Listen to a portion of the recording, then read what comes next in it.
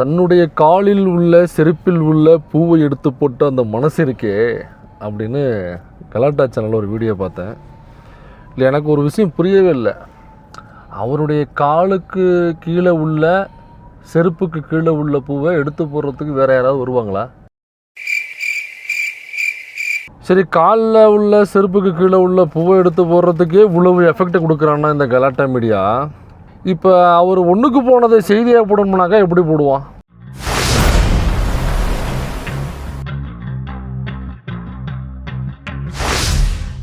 தான் செருப்பில் விழுந்த பூக்களை தானே எடுத்து தட்டி விடுற இந்த மனசு யாருக்குமே வரும். நான் பயங்கரமான ஜெர்னலிசம் தான். இப்படியாப்பட்ட ஒரு ஜெர்னலிசத்தை நான் பார்த்ததே கிடையாது. அவர் காலில் உள்ள செருப்பில் உள்ள ஒரு பூவை அவரே செருப்பை கழட்டி எடுத்து போட்டார் அப்படிங்கிறது ஒரு மிகப்பெரிய செய்தியா உனக்கு? பொதுவாக இந்த நடந்து போகிற இடத்துல பூ போடுறது இருக்குல்ல, அதுவே ஒரு காசு திமிருன்னு சொல்லலாம், அல்லது ஒரு ஆடம்பரம் அப்படின்னு கூட சொல்லலாம். அது தேவையில்லாத ஒரு வேலை. அப்போ நடக்கிற இடத்துல பூவை போடுறதே முதல்ல தவறு. அப்போ பூவை போட்டாக்கா நடக்கும் பொழுது செருப்புக்குள்ளே பூ மாட்ட தான் செய்யும். பூ மாட்டினாக்கா காலில் உறுத்தும். பூ மட்டும் இல்லை, நம்ம செருப்பில் ஷூவில் அந்த உள்ளங்கால்கிட்ட பூ மட்டும் இல்லை, ஏதோ ஒரு துகள் மண் இருந்தால் கூட நமக்கு உறுத்த தான் செய்யும். நம்ம கலட்டி ஷூவையோ செருப்பையோ திரும்ப தட்டிட்டு தான் போடுவோம், இல்லைனா உறுத்திக்கிட்டே இருக்கும். அப்படியே அவருக்கு நடக்கும் பொழுது அந்த பூ செருப்புக்கு கீழே மாட்டியிருக்கு, அது அவருக்கு உறுத்தி இருக்குது, அவர் கலட்டி தட்டி போட்டு போயிருக்காப்புல.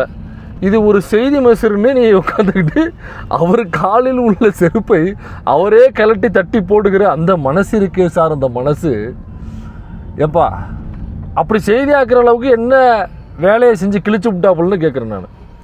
ஆணவ படுகொலைகளுக்கு எதிராக ஏதாவது ஆர்ப்பாட்டம் போராட்டம் பண்ணி அரசுக்கு அழுத்தம் கொடுத்து அவசர சட்டம் வர்றதுக்கு ஏதாவது வேலை பார்த்து அதன் மூலமாக அந்த அரசாங்கம் ஆணவ படுகொலைகளுக்கு எதிராக ஒரு அவசர சட்டம் கொண்டு வந்தாங்கன்னா ஓகே, நீ நியூஸ் போடுறதுல ஒரு நியாயம் இருக்குது. பாருங்கள், ஆணவ படுகொலைகளுக்கு எதிராக அவசர சட்டம் ரொம்ப நாளாக கேட்டுகிட்டே இருந்தோம், அது வராமலே இருந்துச்சு.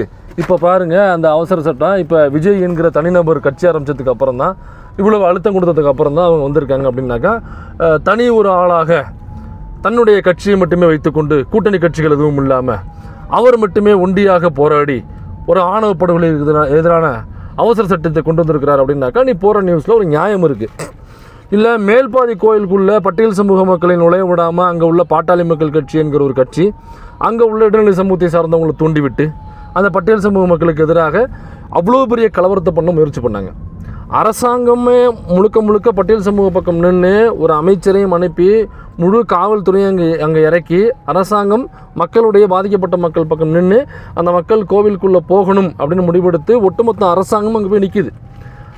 ஒட்டுமொத்த அரசாங்கம் நின்று ஒரே ஒரு நாள் தான் அந்த கோயிலுக்குள்ளே அழைச்சிட்டு போக முடிஞ்சுது. அதுக்கப்புறம் மறுபடியும் பழைய மாதிரி அந்த மேல்பாதி கோயில் போயிடுச்சு. அப்போ பாருங்கள், அந்த பாட்டாளி மக்கள் கட்சி அப்படிங்கிற அந்த கட்சி எவ்வளவு ஒரு ஜாதிய வன்மம் பிடிச்ச கட்சியாக செயல்படுகிறது. இதை தனி ஒரு ஆளாக விஜய் மட்டுமே போய் நின்று ஆர்ப்பாட்டம் போராட்டம் செய்து அந்த கோவிலுக்குள்ளே அனைத்து சமூகத்தை சார்ந்தவர்களும் போகிறதுக்கான போராட்டம் பண்ணி அந்த உரிமையை பெற்றுக் கொடுத்தார். அப்படின்னாக்கா நீ சொல்கிறதுல ஒரு நியாயம் இருக்குது. தனி ஒரு ஆளாக பாருங்கள், இது வல்லவோ சாகசம் அல்லது இது வல்லவோ மனசு அப்படின்னு நீ வீடியோ போட்டிங்கனாக்கா அதில் ஒரு நியாயம் இருக்குது. அவர் செருப்பை கழட்டி அவரோட அந்த காலில் உறுத்திக்கிட்டு இருந்த பூவை தூக்கி போட்டாருங்கிறத ஒரு செய்தி மெசேஜ் ஆக்குனாக்கா அந்தளவுக்கு ஃப்ரீயாக இருப்பீங்களாடா? உங்களுக்கு எப்போ நியூஸ் வாசிக்கிறீங்களா, அந்த செய்தி ஆக்குனீங்களே, உங்களுக்கு கொஞ்சமாவது அறிவு இருக்கா இல்லையா?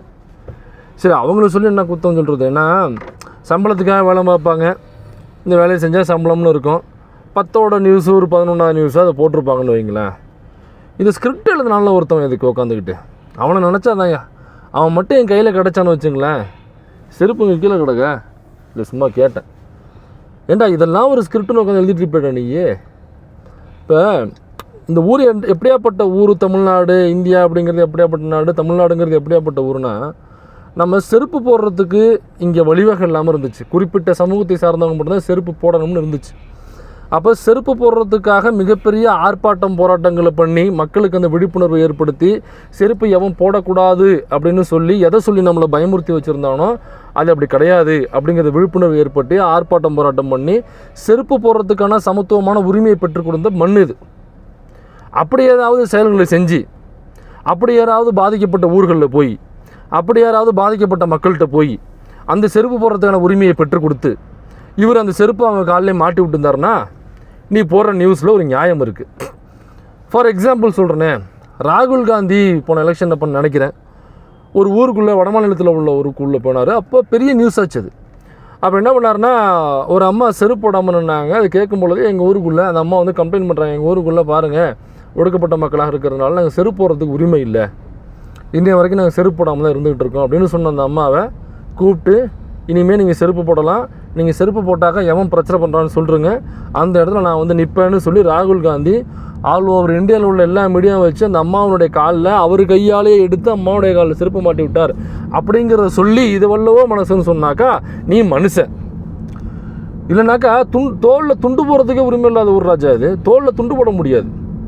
அதற்கு ஒரு மிகப்பெரிய ஒரு வரலாறே இருக்குது, நிறைய வரலாறுகள் இருக்குது. குறிப்பிட்டு சொல்லணும்னாக்கா பெரியாருடைய வாழ்க்கையில் நடந்த ஒரு வரலாறு. ஐயா பட்டுக்கோட்டை அழகிரி அவர்கள் தான் அந்த சம்பவத்தை செஞ்சது. அப்போ குருகுல போராட்டம், அந்த குருகுல போராட்டத்தில் சேரன் மாதவி குருகுல போராட்டம் சம்மந்தமாக அங்கே காரைக்குடின்னு நினைக்கிறேன், அங்கே வந்து ஒரு மீட்டிங்காக போயிருக்காரு பெரியார். அங்கே பட்டுக்கோட்டை அழகிரி வந்திருக்காரு. அங்கே ஒரு தோழருடைய வீட்டில் சம்மந்தமான ஒரு மீட்டிங்.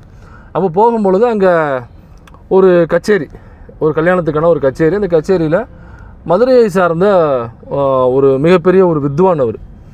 ஸோ அவருக்கு என்னன்னாக்கா ஒரு வாசிக்கும் பொழுது அவர் மிகப்பெரிய ஒரு வித்வான். இப்போ வாசிக்கும் பொழுது தோளில் அவர் துண்டு போடல, அவர் மூஞ்சை துடைக்கிறதுக்காக ஒரு துண்டு மட்டும்தான், ஒரு கர்ச்சி மட்டும்தான் வச்சுருந்தார். அப்போ அங்கே உள்ள நாட்டுக்கோட்டை செட்டியார் சமூகத்தை சார்ந்தவங்க அவங்களுடைய குடும்பத்துக்கு தான் அவர் வாசிக்க போயிருக்கார் அந்த கல்யாணத்துக்கு. வாசிக்கும் பொழுது வேர்வை துடைக்கிறதையே கர்ச்சி போட்டு துடைச்சாரு பாருங்கள். அப்போ தான் அவங்க சத்தம் போட்டாங்க, ஐயோ துண்டு என்ன தோளில் போட்டுருக்கிறது, இடுப்பில் கட்ட மாட்டியா அப்படின்னு சொல்லிட்டு ஒரு சத்தம் போடுறார். அப்போ ஐயா அது துண்டு இல்லைங்கய்யா, இது சாதாரண கர்ச்சிப்புங்கய்யா, முகம் துடைக்க வச்சுருக்கீங்க, துண்டு இடுப்பில் தாங்க கட்டியிருக்கேன் அப்படின்னு சொல்லும்போது, எந்த துணியுமே எங்கள் முன் நீ தோளில் போடக்கூடாது அப்படின்னு சொல்லும் பொழுது தான் அந்த துண்டு எடுக்கிறத கை போகுது. தூரத்துலேருந்து ஒரு குரல், துண்டை எடுக்காத அப்படின்னு குரல் வருது. அந்த குரல் யாருனாக்க பட்டுக்கோட்டை அழகிரியுடைய குரல்.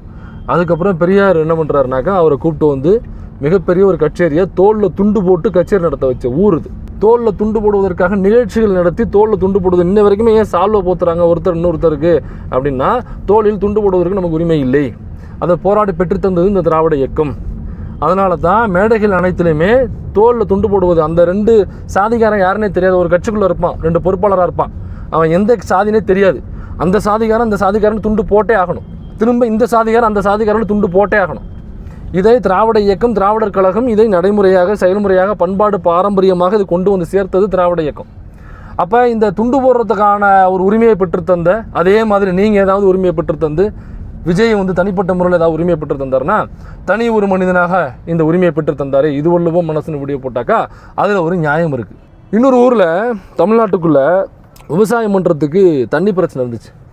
அப்போ அந்த ஒரு விவசாயி ஒருத்தர், கோவிந்தராஜன் நினைக்கிறேன் அவருடைய பேர் எனக்கு சரியாக நினைவு இல்லை, என்னுடைய நினைவு சரியாக இருந்தாலும் அவருடைய பேர் கோவிந்தராஜன் நினைக்கிறேன். அவர் வந்து காலில் செருப்பு போடாமல் இருந்தார். ஏன்னாக்கா எங்கள் ஊரில் விவசாயம் பண்ணுறது தண்ணி பிரச்சனை பெரிய பிரச்சனை இருக்குது, அந்த தண்ணி பிரச்சனையை சரி பண்ணுற வரைக்கும் நான் ஊரில் செருப்பு போட மாட்டேன் அப்படின்னு சொன்னதுக்கப்புறம் திராவிட முன்னேற்ற கழகம் ஆட்சிக்கு வருது. ஆட்சிக்கு வந்ததுக்கப்புறம் அங்கே அணைகள் கட்டுறாங்க. அதுக்கப்புறம் அந்த ஊருக்கு தண்ணி வந்து தடையில்லாத பிரச்சனையாக இருந்தது. அந்த பிரச்சனையை வந்து மாற்றுறாங்க, பிரச்சனையை சரி பண்ணி வைக்கிறாங்க. அப்போ அதுக்கப்புறம் அந்த ஊருக்குள்ளே விவசாயம் அதிகமாகுது, தண்ணீர் பிரச்சனை சரி செய்யப்படுது. அதுக்கப்புறம் என்ன பண்ணுறாங்கனாக்கா ஒரு பெரிய மேடை போட்டு ஒரு பெரிய மாநாடு கூட்டி அந்த மாநாட்டில் கோவிந்தராஜனுங்கிற அந்த நபருக்கு விவசாயி கூப்பிட்டு அவருக்கு செருப்பு மாட்டி விடுறாங்க. இந்த மாதிரி ஏதாவது சம்பவம் செஞ்சு ஐயா அந்த ஊரில் தண்ணியே வராமல் இருந்துச்சு, இல்லைனாக்கா அந்த பக்கம் உள்ள மேல் சாதிக்காரவங்கன்னு சொல்கிறவங்க இந்த பக்கம் உள்ள பட்டியல் சமூக மக்களுக்கு தண்ணி விடாமல் வச்சுருந்தாங்க, அல்லது அந்த ஊருக்காரவங்க இந்த ஊருக்காரவங்க விடாமல் வச்சுருந்தாங்க, அல்லது அணைகள் இல்லாமல் இருந்துச்சு, அதை ஒரு தனி ஒரு ஆளாக நின்று தன்னுடைய சொந்த காசுலேயே கை காசு போட்டு கட்டி கொடுத்துருக்காருனாக்கா அது உள்ளவோ மனசு அப்படின்னு சொல்லியிருந்தனாக்கா அதில் ஒரு நியாயம் இருக்குது. ஆனால் நீ என்ன பண்ணுற, சொந்த காலில் உள்ள செருப்பை அவரே கழட்டி அவரே தொடச்சி போட்டார் அப்படிங்கிறத நீ செய்தியாக்குற. ராஜா, இங்கே பெண்கள் தங்களுடைய மார்பை தங்களுடைய அங்கங்களை மறைப்பதற்கு உரிமை இல்லாமல் இருந்துச்சு. மறைக்க முடியாது, மாறு தெரிகிற மாதிரி தான் போகணும். மார்சிலை போராட்டம்னு மிகப்பெரிய போராட்டம் பண்ணி மாரை மறைப்பதற்காக ஆடை அணிவதற்கு மிகப்பெரிய போராட்டம் பண்ணி அவங்களுக்கான உரிமையை பெற்றுக் கொடுத்த மண் இது. யாரடா நீ வந்து மறைக்கக்கூடாதுன்னு சொல்கிறேன்னு சொல்லி மிகப்பெரிய போராட்டம் நடந்துச்சுங்க. அப்போ மார்வரினே ஒன்று போட்டாங்க. அப்போ ஒரு பெண்களும் அவங்களுடைய மார்பளவு எந்த சைஸுக்கு இருக்கோ, அதாவது எந்த அளவுக்கு இருக்கோ அதுக்கு தகுந்த மாதிரியான வரிகள் இருந்துச்சு. அப்படியாப்பட்ட கொடுமை நடந்துச்சு. அப்போ மாரையும் மறைக்கக்கூடாது. அப்போ தான் ஒரு பெண்மணி தன்னுடைய மாரை அறுத்து கையில் கொடுத்தா. யாரடா மறைக்கக்கூடாதுன்னு சொல்கிறோம், எதுக்குடா மார்பு வரி போகிறோன்னு சொல்லிட்டு மாரை அறுத்து கையில் கொடுத்தா. அப்படியாப்பட்ட ஊர் இது. இவ்வளோ பெரிய போராட்ட வரலாறை வச்சுக்கிட்டு அவர் காலில் உள்ள செருப்பை அவரே கலட்டி மாட்டினாரு அப்படிங்கிறது நியூஸாக போடுறீங்கனாக்கா உனக்கெல்லாம் என்ன அறிவு இருக்கும்? இந்த இவர் காலில் உள்ள செருப்புகள் அவரே கழட்டினாரு, அவர் சட்டையில் உள்ள தூசியை அவரே துடைச்சாரு, அவர் தலையை அவரே சீவினாரு அப்படின்னு ரொம்ப மிகைப்படுத்தல் இருக்கு இல்லைங்களா? இந்த மிகைப்படுத்தல் தான் விஜய் அப்படிங்கிற ஒரு டுபாக்கூரை இன்றைக்கி ஏதோ மிகப்பெரிய ஹீரோ மாதிரியும் அவ்வளவு கோடிகளை இவர் லாபமாக படங்களுக்கு பெற்றுக் கொடுத்தாரு, அவர் படங்கள்லாம் சூப்பர் டூப்பர் ஹிட் அப்படிங்கிற ஒரு மிகைப்படுத்தல் இந்த மீடியாக்கள் மூலமாக தான் வந்துச்சு. இந்த கலாட்டாவாக இருக்கட்டும் அல்லது இன்னும் சில யூடியூப் சேனல்ஸாக இருக்கட்டும், இவங்கெல்லாம் இது ஷில்பா குமார்கிட்ட காசு வாங்கியிருக்காங்க அப்படிங்கிற செய்தியை ஏற்கனவே சேகுவாரா போட்டிருந்தான்.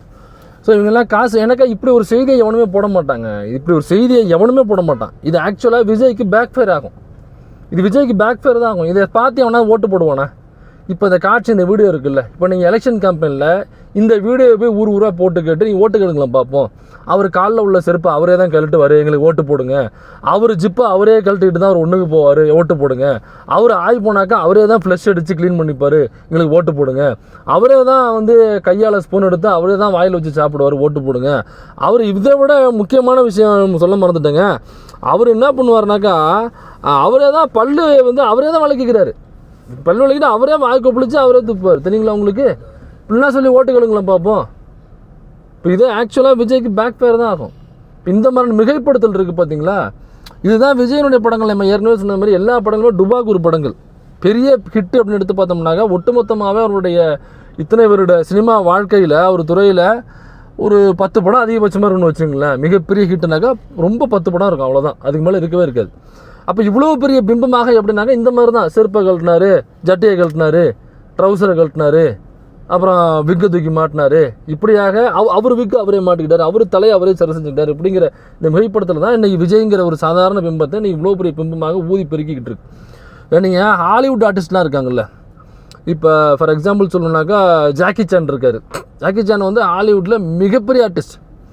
ஹாலிவுட்டுங்கிற ஒட்டுமொத்த அந்த சினிமா துறையே இவருக்காக ஜாக்கி சானுக்காக காத்துக்கிட்டு இருக்கோம், அவருடைய திரைப்படத்தை காத்துக்கிட்டு இருக்கோம். அவ்வளோ பெரிய ஸ்டார் ஜாக்கி சான். அவர் ஸ்டண்ட்டு அவர் பண்ணாத ஸ்டண்ட்டே கிடையாது. நீங்கள் ப்ரூஸ்லி எடுத்துக்கிட்டிங்கனாக்கா ப்ரூஸ்லி வந்து நிறைய கிக்ஸு ஃபைட்ஸு அதெல்லாம் பண்ணுவார். அது எப்படி பண்ணுவார்னாக்கா எல்லாம் சீரியஸாக பண்ணுவார். கிக்குனாக்கா பட்டு பட்டுன்னு அடி இருக்கும், சீரியஸாக பண்ணுவார். ஜாக்கி சான் என்னன்னாக்கா சீரியஸ் நோட்டில் பண்ணாமல் ஃபன்னான நோட்டில் பண்ணுவார், அதை ஃபன்னாக காமெடியாக பண்ணுவார். அதோட ஸ்டன்ட்ஸ் நிறையா பண்ணுவார். ஒரு 30 மாடிலேருந்து கீழே குதிக்கிறது, அப்படியே பல்ட் அடித்து இந்த மாடிலேருந்து அந்த மாடிக்கு தாகிறது, இப்படி அவர் காமெடியாக பண்ணுவார். இவ்வளவு சீரியஸான விஷயங்களை இவ்வளவு ரிஸ்க் எடுத்து பண்ணுற அந்த ஆர்டிஸ்ட் ஹாலிவுட்டே வியந்து பார்க்குற, உலகமே வியந்து பார்க்குற ஜாக்கி சான் இருக்கார்ல, அவரை இங்கே கமலஹாசனுடைய தசாவதாரம் படத்தினுடைய ஃபஸ்ட்டு போஸ்டர் ரிலீஸுக்கு கூப்பிட்டு வந்தாங்க. பெரிய ஃபங்க்ஷன். ஜாக்கி சான் வர்றார். ஜாக்கி சான் வரும்பொழுது அந்த ஃபஸ்ட்டு போஸ்டர் அந்த ரேப்பர் போட்டு கட்டி வச்சுருப்பாங்க இல்லைங்களா, நம்ம கிஃப்ட் பாக்ஸ்லாம் ரேப்பர் பண்ணுவோம்ல, அது ஃபஸ்ட்டு அந்த போஸ்டர் வந்து நிறைய ரேப்பர் போட்டு கட்டி வச்சுருந்தாங்க. அதை ஜாக்கி சான் வந்து ஓப்பன் பண்ணுறாரு. அப்போ ஜாக்கி சான் வந்து ஓப்பன் பண்ணும்போது என்னன்னாக்கா ஓப்பன் பண்ணி இந்த பேப்பர்லாம் ஓப்பன் பண்ணும்போது பேப்பர்லாம் என் கிடக்கு. இது முடித்தோடனே எல்லாரும் அப்படியே கலைஞ்சு போகிறாங்க. இது ஜாக்கி சான் பார்க்குறாரு, அந்த மேடையில் அந்த குப்பை அப்படியே கிடக்கு. அவர் என்ன பண்ணுறாரு, ஜாக்கி சான் அவ்வளோ பெரிய ஹாலிவுட் ஆர்டிஸ்ட்டு, அத்தனை கோடி சம்பளம் வாங்குறவன், அவ்வளவு கோடிகளை சம்பாதிச்ச ஜாக்கி சான் அவர் குனிஞ்சு அவர் கையால் அந்த ரேப்பர் குப்பைகள் எல்லாம் பொறுக்கிறார். எடுத்து சுருட்டி பக்கத்தில் உள்ளவங்கள்ட்ட அங்கே உள்ளவங்களை கூப்பிட்டு அவர் கையில் கொடுத்து அதை கொண்டு போய் டஸ்ட்பினில் போடுங்க அப்படின்னு சொல்கிறாரு. இதை நியூஸ் ஆக்கணும்டா, இதுதான் நியூஸ் ஆக்கணும். அவர் கையால் அவரே குனிஞ்சு அந்த குப்பைகளை பெருக்கினார் அப்படிங்கிறது இதுதான் நியூஸு. ஏன்னா ஜாக்கி சான் இந்தியா கிடையாது, அவர் சைனாக்காரரு. ஸோ ஜாக்கி சானுக்கு என்னன்னாக்கா இதெல்லாம் அநாகரிகம். அந்த குப்பையை போடுறது, அப்புறம் பிரித்த இடத்துலையே வந்து சாப்பிட்டுட்டு என்ன கையில் வச்சுருக்கோமோ அதை அப்படியே அங்கேயே போடுறது, இதெல்லாம் அவருக்கு ரொம்ப அநாகரிகமான செயல். அந்த நாட்டில் ரொம்ப அதெல்லாம் ப்ராப்பராக கடைபிடிப்பாங்க, ரொம்ப க்ளீனாக இருக்கணும்னு நினைப்பாங்க. அப்போ அவர் ஒரு படத்துக்கு அவர் வந்து ஒரு விருந்தாளியாக வர்றாரு. அது அவருடைய படம் கிடையாது, தசாவதாரம்ங்கிறது அவர் நடித்த படம் கிடையாது, ஒரு கெஸ்ட்டாக வர்றாரு, அவ்வளோதான். அந்த ஃபஸ்ட்டு போஸ்டர் ரிலீஸ் பண்ணுறதுக்கு அவர் நினச்சாருனாக்கா அந்த குப்பை கிடக்கிறது பிடிக்கல அவருக்கு. யாரையும் கூப்பிட்டு சொல்லியிருக்கலாம். இப்போ ஒரு நிகழ்ச்சி நடத்துகிறாங்கனாக்கா அந்த நிகழ்ச்சிக்கு பொறுப்பாளர்கள் இருப்பாங்க. அப்போ அவங்கள கூப்பிட்டு அல்லது ஸ்டேஜில் உள்ளவங்களை கூப்பிட்டு அல்லது கமலஹாசனை கூப்பிட்டு இந்த மாதிரி இந்த குப்பையெல்லாம் க்ளீன் பண்ண சொல்லுங்கள் அப்படின்னு சொல்லிட்டு ஒரு போயிருந்துருக்கலாம். அவருடைய ரேஞ்சுக்கு அவர் குனிஞ்சு அந்த குப்பைகளை கையில் எடுத்து அது சுருட்டி கொண்டு போய் யார்கிட்ட கொடுக்கணுன்ற அவசியம் இல்லைல்ல. இப்போ ஜாக்கி சான் பண்ண இந்த விஷயம் இருக்குல்ல, இதை தான் நியூஸ் ஆக்கணும். இந்த மாதிரி எல்லோரும் இருக்கணும்னு சொல்லணும். ஏன்னா ஹாலிவுட் ஆர்டிஸ்ட் வந்து பெருசாக அலட்டிக்க மாட்டானுங்க. நம்ம ஊரில் இருக்கிறாங்க இல்லை, அந்த மாதிரி ரொம்பலாம் அலட்டிக்க மாட்டானுங்க. அவங்க எப்போவுமே சர்வ சாதாரணமாக தான் இருப்பாங்க. ஏன் நம்ம இவர் டாம் க்ரூஸாக இருக்கார் பாருங்கள். டாம் க்ரூஸு லாஸ்ட்டு படமாக அதுக்கு முதல் படமாக நினைக்கிறேன், அவர் தேட்டர் விசிட்டுக்கு போனார். டாம் க்ரூஸ் டாம் க்ரூஸை விட விஜய் என்ன அவ்வளோ பெரிய புடுங்கிய, ஜாக்கி ஜானை விட விஜய் என்ன அவ்வளோ பெரிய புளுத்தியான்னு கேட்குறேன். டாம் க்ரூஸாக ஒரு தேட்டர் விசிட்டுக்கு போகிறான். தேட்டர் விசிட்டுக்கு போயிட்டு படம் பார்த்துட்டு வெளில வர பொதுமக்கள்கிட்ட என்ன ஆச்சு, படம் நல்லா இருக்கா, உங்களுக்கு பிடிச்சிருக்கா, இது தவறுகள் இருக்கா, நேரடியாக கேட்குறாப்புலங்க டாம் க்ரூஸு. இதை நீ செய்தியாக்கணும். இதே மாதிரி நம்ம இவர் டோனிஜா இருப்பார். டோனிஜா அப்படின்னாக்கா ப்ரூஸ்லியையும் ஜாக்கி ஜானையும் மிக்ஸ் பண்ண ஒரு கிழவை டோனிஜா. அதாவது ஜாக்கி ஜான் பண்ணுற ஸ்டண்ட்டையும் பண்ணுவாப்புல, ப்ரூஸ்லி பண்ணுற ஆக்ஷனையும் பண்ணுவாப்புல, சீரியஸ் நோட்டில் பண்ணுவாப்புல டோனிஜா. டோனிஜா அப்படின்னாக்கா இப்போ ஒரு கார், இந்த கார் இருக்குன்னு வச்சுங்களேன், அந்த கிளாஸ் இறக்கிட்டாக்கா கிளாஸ் பாதி இறங்கினா போதும், இது வழியாக உள்ளே வந்து உட்காந்துருவாப்புல, அங்கேருந்து ஜம்ப் அடித்து உள்ளே வந்து உட்காருவாப்புல. இங்கேருந்து ஓடி போய் ரன்னிங்லேயே ஒரு பஸ்ஸோடைய அந்த விண்டோ இருக்குல்ல, அந்த விண்டோ வழியாக ஜம்ப்லேயே போய் உட்காருவாப்புல. உள்ள லாரி வந்துக்கிட்டு இருக்கும், அடியில் டிரைவ் ஆகி அந்த பக்கம் போய் நிற்பாப்புல. அசால்ட்டாக இதெல்லாம் ரிஸ்க் எடுத்து டூப் போடாமல் அவரே பண்ணுவாப்புல டோனிஜா. அந்த டோனிஜாவோட நீ என்ன அவ்வளோ போய் புளித்தியா நீ என்ன அப்படின்னு ரிஸ்க் எடுத்து விட்ட, நீ என்ன கிழிச்சு விட்ட, நீ என்ன சினிமாவில் நடித்து தள்ளி விட்ட நீ. இவர் குனிஞ்சே இவன் ஆக்சுவலாக அந்த செருப்பு எடுக்கிறது தான் குனிஞ்சானா, வேறு எதுக்கு குனிஞ்சா நமக்கு தெரியல. ஏன்னா என்றைக்கு இவன் பிஜேபி கையில் போனானோ, ராஜா நான் அவனுக்கு அன்னைக்கே சொன்னேன், நீ பிஜேபிக்காரங்கிட்ட போயிட்ட, கமலாலயத்துக்கு போயிட்ட, அமித்ஷா மோடி காலில் விழுட்டு வந்துட்ட, அவங்க ₹1 காயினை சுண்டு விடுவாங்க பிஜேபிக்காரவங்க, காயின் கிடக்குதுன்னு நினச்சி குனிஞ்சிடாதானு அன்றைக்கே சொன்னேன். கேட்டியா நீ? இன்னைக்கு பூ கிடக்குது செருப்பு கொள்ள மாட்டேன்னு குனிஞ்சிருக்க. என்னன்னா அந்த மீடியாக்காரவங்க என்ன நினச்சிட்டு இருக்காங்கன்னா, அவர் ஏதோ செருப்பை சரி பண்ணுறதுக்காக குனிஞ்சாருன்னு நினச்சிட்டு இருக்காங்க. அதுதான் இல்லை, அவன் குனிஞ்சது செருப்பில் உள்ள பூ எடுக்கிறதுக்காக இல்லை, அவன் குனிஞ்சது பிஜேபிக்கு ராஜா. அதனால் குறிப்பாக சொல்கிறது என்னன்னாக்கா, இந்த மாதிரி அடிக்கடி குடிய விட்டு வரும் இல்லை, பிஜேபி கிட்ட போய்ட்டுல கவனமாக இருக்கணும்.